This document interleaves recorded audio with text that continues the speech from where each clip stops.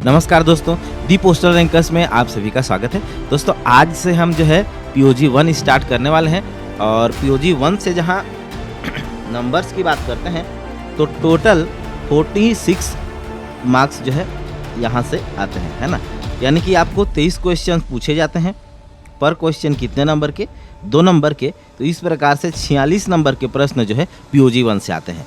चूँकि ये सबसे बड़ा पोर्शन है तो इसमें जो है history of the Indian post office ये भी इंक्लूडेड है, लेकिन कहा नहीं गया है सिलेबस में, लेकिन इसको इंक्लूड करते हुए चलेंगे क्योंकि ये जो है पूछा जाता है ना। ये जीके में भी आ जाता है और इसके बाद जो है पीओजी में भी आ जाता है। तो इतिहास हमको जानना जरूरी है ना, किसी भी विषय विशेष को पढ़ने से पहले। तो आज इसी परिप्रेक्ष्य में हम पोस्ट ऑफिस के इतिहास को समझने वाले हैं। पोस्ट ऑफिस का इतिहास खत्म करने के पश्चात हम क्लॉजेस शुरू करेंगे और आपको जो है पूरी तरह से जो भी आपके एग्ज़ाम के लिए इम्पोर्टेंट है सब मैं बताते चलूँगा और बने रहिए मेरे साथ। शुरू करते हैं आज की क्लास को। शुरुआती चरण देखते हैं भारतीय डाकघर के इतिहास का। प्रथम डाकघर, भारत के पहले डाकघर की स्थापना वर्ष 1727 में कोलकाता में की गई थी, है ना। जब दिल्ली राजधानी नहीं बनी थी तो मैक्सिमम चीज़ें जो है कोलकाता से होती है। जैसे सुप्रीम कोर्ट भी कोलकाता में सुना होगा आपने, ये पोस्ट ऑफिस भी कोलकाता में ही पहले जो है फैक्ट्री के क्या थी, किले बनाए गए थे। किले जहाँ से जो है कंपनी शासन करती थी, है ना। जीपीओ की स्थापना देखते हैं। 3 प्रेसिडेंसी शहरों में जनरल पोस्ट ऑफिस की स्थापना की गई थी, है ना। ये वर्ष याद रखिएगा आप लोग। कोलकाता में 1774 में, चेन्नई में 1786 में और मुंबई में 1793 में, है ना। 74, इसको ऐसे याद रखिएगा, 74, 86, 93, है ना। तो ये आपको याद रखने में जो है आसानी होगी, है ना। आगे बढ़ते हैं। क्या है, हैंड रिटन नोट्स है, ये हाथ से बनाया हुआ है, एआई वगैरह यूज़ किया नहीं है मैंने। तो पहले लिखता हूँ, उसके बाद फिर क्लास लेता हूँ, तो इस बीच थोड़ा सा डिले हो जाता है, तो उसके लिए मैं क्षमा प्रार्थी हूँ, है ना। विधायी सुधार के बारे में बात करते हैं। डाक व्यवस्था में सुधार लाने के लिए निम्नलिखित कानून जो है लाए गए थे। सबसे पहला कानून पूछा जाए तो इंडियन पोस्ट ऑफिस एक्ट 1837 1837 डाक सेवाओं को व्यवस्थित करने वाला पहला प्रमुख अधिनियम है। डाकघर अधिनियम 1837, है ना। और ये जो अधिनियम है धीरे धीरे समय के साथ साथ परिष्कृत होते गए, अपमार्जित होते गए और उन्होंने अपना जो है शुद्धतम रूप वर्तमान में प्राप्त किया है और कर भी रहे हैं। निरंतर सुधारों की प्रक्रिया चल रही है। समाज के बदलने के साथ साथ समाज के नियम भी बदलते रहते हैं, है ना।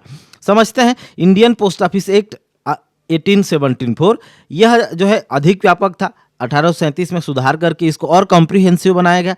भारत की वर्तमान डाक प्रणाली जो अभी पोस्ट ऑफिस एक्ट 2023 चल रहा है ना, ये लॉन्च हुआ थे 2023 में, लेकिन लागू हुआ था 24 में, है ना। तो इसी प्रणाली पर जो है वर्तमान के जो डाक प्रणाली है इसी के साथ जो है अस्तित्व में आई थी। इसके बाद इंडियन पोस्ट ऑफिस एक्ट 1898 आया था। इसके बाद वर्तमान जो चल रहा है इंडियन पोस्ट ऑफिस एक्ट 2023 आया था, है ना। इंडियन पोस्ट ऑफिस एक्ट 2023 जो कि चूँकि लेटेस्ट है ना, तो इसके जो है स्वीकृति की तिथि जो है पूछी जा सकती है, इसीलिए ये इम्पोर्टेंट हो जाता है। यह अधिनियम जिसे 25 दिसंबर 2023 को राष्ट्रपति की स्वीकृति प्राप्त हुई थी। इस अधिनियम में औपनिवेशिक काल के डाक अधिनियम 1898 को निरस्त कर दिया, है ना। यह औपनिवेशिक काल था, तो 1947 के पहले है, मतलब औपनिवेशिक काल का था। तो इसने किसको निरस्त कर दिया? इसने 1898 के पोस्ट ऑफिस एक्ट को जो है इसने रिपील कर दिया है। आगे देखते हैं नई सेवाओं की शुरुआत देखते हैं। वर्ष 1874 में भारतीय डाक के लिए महत्वपूर्ण रहा क्योंकि इसी वर्ष 2 प्रमुख सेवाएं शुरू की गई थी। जब अंग्रेज थे तो उनका मुख्य व्यापार जो है समुद्र के माध्यम से होता था, इसीलिए उस समय जो है सी मेल सर्विस और रेलवे मेल सर्विस दोनों की शुरुआत की गई थी। चूँकि रेलवे अपने प्रारंभिक चरण में था, रेलवे और डाक की एक साथ शुरुआत हुई थी, लेकिन रेलवे उस समय जो है प्रारंभिक चरण में था और उस समय का अधिकतम व्यापार जो है समुद्री मार्गों के माध्यम से होता था। इसीलिए उस समय जो है सी मेल सर्विस और रेलवे मेल सर्विस दोनों का जो है शुभारंभ किया गया था। आगे देखते हैं शताब्दीवार घटनाक्रम को समझते हैं कि 19वीं शताब्दी में कौन कौन से घटनाक्रम घटित हुए इंडियन पोस्ट ऑफिस को लेके, 20वीं शताब्दी में, और अंत में 21वीं शताब्दी अर्थात वर्तमान तक कौन कौन से जो घटनाक्रम है, महत्वपूर्ण घटनाक्रमों को हम समझते हुए चलते हैं। आइए देखते हैं। 1 जुलाई 1852 सिंध में एशिया का पहला चिपकने वाला डाक, एडहेसिव डाक, क्या प्रोनाउंसिएट करते हैं मुझे मालूम नहीं है, बाकी मैं अपने से कर रहा हूं क्योंकि मैं हिंदी माध्यम का विद्यार्थी रहा हूं। टिकट जारी किया गया था, है ना, 1 जुलाई 1852 को। 1854 में आधुनिक भारतीय डाक प्रणाली का गठन हुआ था, है ना। इसका श्रेय किसको दिया जाता है? तो इसका श्रेय जो है लॉर्ड डलहौजी को जो है दिया जाता है, लॉर्ड डलहौजी को दिया जाता है। कलर चेंज करें तो थोड़ा बेटर रहेगा।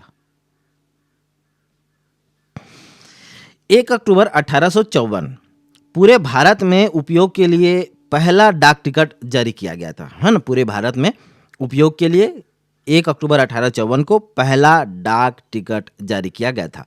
इसी प्रकार से 1884 में पोस्टल लाइफ इंश्योरेंस, डाक जीवन बीमा की शुरुआत की गई थी, है ना।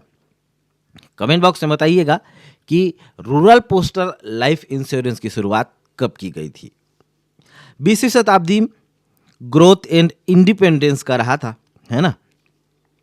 उस समय डाक विभाग अपनी वृद्धि की ओर बढ़ रही थी और उस समय देश आज़ाद भी हो रहा था, है ना।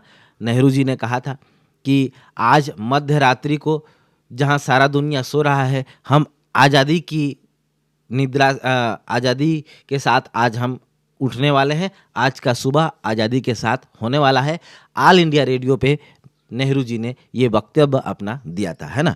तो इसी परिप्रेक्ष्य में समझते हैं 1911 में दुनिया की पहली एयर मेल इलाहाबाद से नैनी शुरू की गई थी, है ना। इलाहाबाद वर्तमान में प्रयागराज है,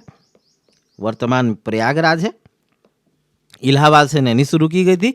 1931 में सचित्र डाक टिकटों, पिक्टोरियल स्टाम्प्स की पहली बार जो है यूजेस में इनको लिया गया था, पिक्टोरियल स्टाम्प्स को। 1947 में स्वतंत्र भारत का पहला डाक टिकट जारी किया गया था। डाक टिकट का नाम था जय हिंद, है ना।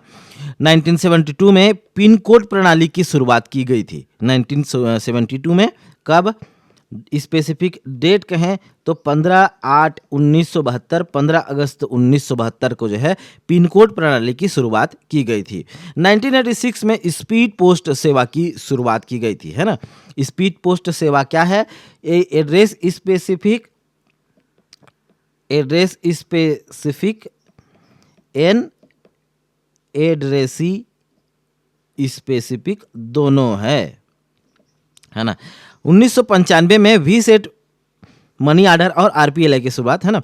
ये वी सेट का मतलब वी फॉर वर्चुअल, जहाँ तक मुझे उतने पक्का याद नहीं है, और सेट का मतलब जो है सैटेलाइट के माध्यम से जो है मनी ऑर्डर्स हो गए, आरपीएलआई हो गए, इनका उपयोग जो है सैटेलाइट के माध्यम से इस बिजनेस को जो है बढ़ाया जाए। कम्युनिकेशन के लिए सैटेलाइट का उपयोग किए जाने लगा। 21वीं शताब्दी मॉडर्नाइजेशन, आधुनिकरण का युग रहा। आधुनिकरण का युग जो है रहा कौन सी? 21वीं शताब्दी रही। 21वीं शताब्दी में 2004 की बात करते हैं तो भारतीय डाक के 150 वर्ष पूरे हुए। आपसे प्रश्न पूछा जा सकता है कि भारतीय डाक ने किस वर्ष अपने 150 वर्ष पूरे किए गए? ऑप्शन आपको मिलेगा 2001, 2002, 2003, 2004, है ना। तो यदि आपको पोस्ट ऑफिस का गठन याद रहेगा 1854 वाला, तो आपसे बन जाएगा कैलकुलेट करके। लेकिन इतना काहे कैलकुलेट करना भाई, यहाँ पर जब आपको फैक्ट मिल रहा है आप फट से टिक लगाइए 2004 में। 2008 की बात करते हैं, प्रोजेक्ट एरो शुरू किया गया था डाकघर के कायाकल्प के लिए, है ना। तो डाकघर के कायाकल्प के लिए कौन सा प्रोजेक्ट शुरू किया गया था? प्रोजेक्ट एरो शुरू किया गया था। 2010 की बात करें तो मेल नेटवर्क ऑप्टिमाइजेशन प्रोजेक्ट की शुरुआत की गई थी, MNOP की शुरुआत की गई थी, है ना। इसी प्रकार से 2012 में IT मॉडर्नाइजेशन प्रोजेक्ट की शुरुआत की गई थी, है ना। IT मॉडर्नाइजेशन, और वर्तमान में कौन सा चल रहा है? IT 2.0 चल रहा है ना। IT 2.0 में 1 में जो है दर्पण की शुरुआत की गई थी, और आरटी 2.0 में ये क्या हो गया है, ड्रीम हो गया है ना। जो लोग बीओ में हैं वो समझ पा रहे होंगे, ड्रीम ऐप के बारे में जान रहे होंगे। 2016 में दर्पण प्रोजेक्ट का पहला फेज शुरू किया गया था। 2017 में जो है आईपीपीबी की पायलट शाखाएं रांची और रायपुर में खोली गई थी, है ना। पायलट ब्रांच शुरू की गई थी कहाँ, रांची और रायपुर में। और इंडियन पोस्टल पेमेंट्स बैंक है। शेड्यूल्ड बैंक अभी नहीं हुआ है क्योंकि पेमेंट बैंक है, इसमें जो है लेन देन की कुछ सीमाएं बड़े अकाउंट के समान नहीं है, कुछ सीमाएं इनके लिए निर्धारित की गई है, जैसे मैक्सिमम 2 लाख वगैरह है। आपको जो है उस बड़े अकाउंट जितनी सुविधाएं नहीं मिलेंगी। अब निश्चय ही पेमेंट बैंक्स के ही शेड्यूल बैंक बनते हैं। शेड्यूल बैंक कहने का मतलब वर्तमान में जो एसबीआई वगैरह है ये सब जो है बनती हैं, है ना।